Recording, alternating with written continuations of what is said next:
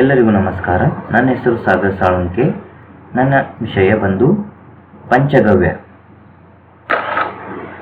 ಪಂಚಗವ್ಯವನ್ನು ಭಾರತೀಯ ಆಯುರ್ವೇದ ಮತ್ತು ಕೃಷಿಯಲ್ಲಿ ಬಹಳ ಮುಖ್ಯವಾಗಿ ಬಳಸುತ್ತಿರುವಂತಹ ಒಂದು ಪದ್ಧತಿ. ಇದು ಆರೋಗ್ಯ, ಕೃಷಿ, ಪರಿಸರದ ದೃಷ್ಟಿಯಿಂದ ಅತ್ಯಂತ ಪ್ರಯೋಜನಕಾರಿಯಾಗಿದೆ. ಪಂಚಗವ್ಯ ಇದು ಹಸುವಿನಿಂದ ದೊರೆಯುವಂತಹ 5 ಉತ್ಪನ್ನಗಳನ್ನು ಬಳಸಿಕೊಂಡು ತಯಾರಿಸುವಂತಹ ಒಂದು ಜೈವಿಕ ಮಿಶ್ರಣ. ಇದರ 5 ಉತ್ಪನ್ನಗಳೆಂದರೆ ಹಸುವಿನ ಹಾಲು, ಮೊಸರು, ತುಪ್ಪ, ಗೋಮೂತ್ರ, ಗೋಮಯ. ಪಂಚಗವ್ಯದ ಅರ್ಥ.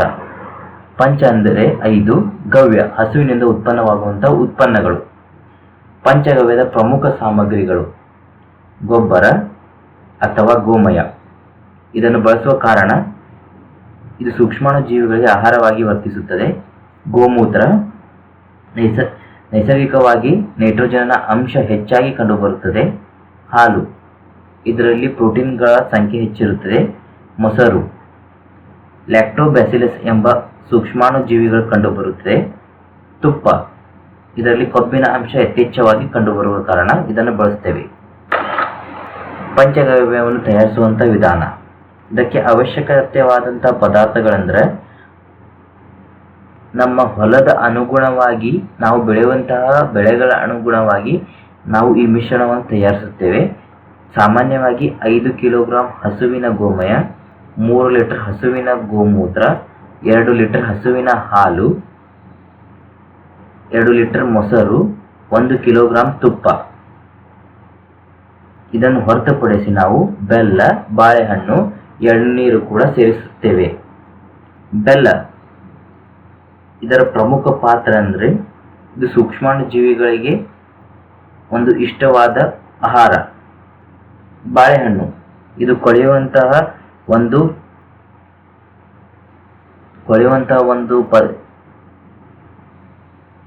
ಸೈಕಲ್ನಲ್ಲಿ ನಮಗೆ ಬಹಳ ಉಪಯೋಗಕಾರಿಯಾಗಿ ಬಳಕೆಯಾಗುತ್ತದೆ.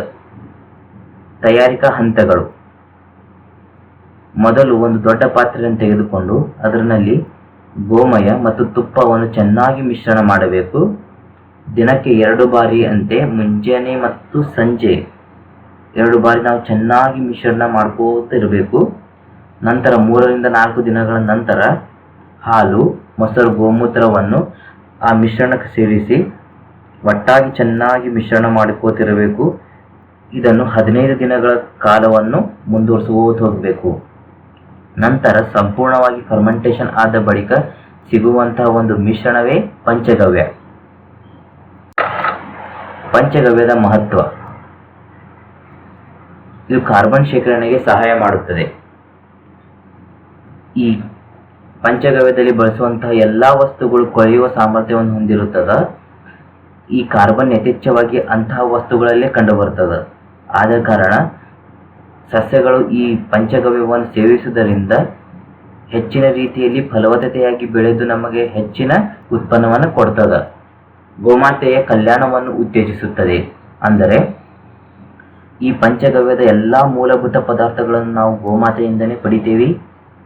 ಆದ ಕಾರಣ ಅವರ ಪಾಲನೆ, ಪೋಷಣೆ ಎಲ್ಲ ಚಲೋ ತಂಗಿ ನೋಡ್ಕೋತೇವೆ. ನಾವು ಹಸಿರುಮನೆ ಅನಿಲಗಳ ಉತ್ಪಾದನೆಯನ್ನು ಕಡಿಮೆ ಮಾಡಬಹುದು. ಹೇಗಪ್ಪ ಅಂದ್ರೆ ಈ ಪಂಚಗವ್ಯ ಅನ್ನುವುದು ನಾವು ಇದರಲ್ಲಿ ಯಾವುದೇ ರಾಸಾಯನಿಕಗಳನ್ನು ಉಪಯೋಗನೆ ಮಾಡುವುದಿಲ್ಲ.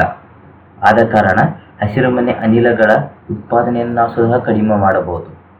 ಪರಾಗಸ್ಫೋಟಕಗಳಿಗೆ ಬೆಂಬಲ ನೀಡಬಹುದು. ಅಂದರೆ ನಾವು ಹೆಚ್ಚು ಚೆನ್ನಾಗಿ ಬೆಳೆಯುವುದರಿಂದ ಅಲ್ಲಿ ಪರಾಗಸ್ಪರ್ಶ ಹೆಚ್ಚಾಗ್ತದೆ. ಹೆಂಗಪ್ಪ ಅಂದ್ರೆ ಈ ಜೇನುಹುಳಗಳು ಅವು ಒಂದು ಹೂವಿನಿಂದ ಇನ್ನೊಂದು ಹೂವಿಗೆ ಪರಾಗಗಳನ್ನು ತೆಗೆದುಕೊಂಡು ಹೋಗಿ ಅಲ್ಲಿ ಸಂತಾನೋತ್ಪತ್ತಿ ನಡೆದು ನಮಗೆ ಹೆಚ್ಚಿನ ರೀತಿಯಲ್ಲಿ ಬೆಳೆಯನ್ನು ಕೊಡುತ್ತದೆ. ಪಂಚಗವ್ಯದ ಲಾಭಗಳು. ಮಣ್ಣಿನ ಫಲಶೀಲತೆಯನ್ನು ಹೆಚ್ಚು ಮಾಡುತ್ತದೆ. ನಾವು ಮೂಲಭೂತವಾಗಿ ಈ ಪಂಚಗವ್ಯ ಎಂಬುದು ಕೊಳೆಯುವ ಸಾಮರ್ಥ್ಯ ಹೊಂದಿದೆ. ಅದು ಮಣ್ಣಿನಲ್ಲಿರುವಂತಹ ಜೀವಿಗಳಿಗೆ ಆಹಾರ ಒದಗಿಸುತ್ತದೆ. ಅವು ಬಿಡುವಂತಹ ತ್ಯಾಜ್ಯಗಳು ಮಣ್ಣಿನಲ್ಲಿ ಕರಗಿ ಆ ಮಣ್ಣಿನ ಫಲಶೀಲತೆಯನ್ನು ಹೆಚ್ಚಿಗೆ ಮಾಡ್ತದೆ. ನೈಸರ್ಗಿಕ ಕೀಟನಾಶಕ.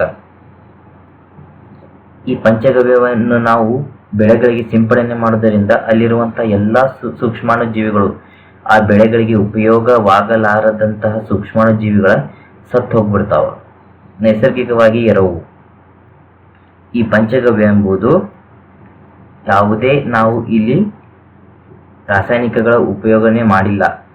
ಆದ ಕಾರಣ ಇದು ನೈಸರ್ಗಿಕ ಹಿತಕಾರಕ ಮತ್ತು ಪರಿಸರಕ್ಕೆ ಹಿತಕರ. ಇದರಲ್ಲಿ ನಾವು ಸಸ್ಯಗಳಿಗೆ ಬೇಕಾಗುವಂತಹ ಉಪಯೋಗವಾದಂತಹ ಆಸಿಡ್ಸ್ ಜಿಬ್ಬರ್ಲಿನ್ ಮತ್ತು ಆಕ್ಸಿನಸ್ ಇವು ಎರಡೂ ಸಸ್ಯಗಳಿಗೆ ಬೆಳೆಯಲು ಮತ್ತು ಹೆಚ್ಚಿನ ಉತ್ಪನ್ನ ನೀಡಲು ಸಹಾಯವಾಗ್ತದೆ. ಇವು ಸದಕ ನಾವು ಪಡಿಬಹುದು. ಧನ್ಯವಾದಗಳು.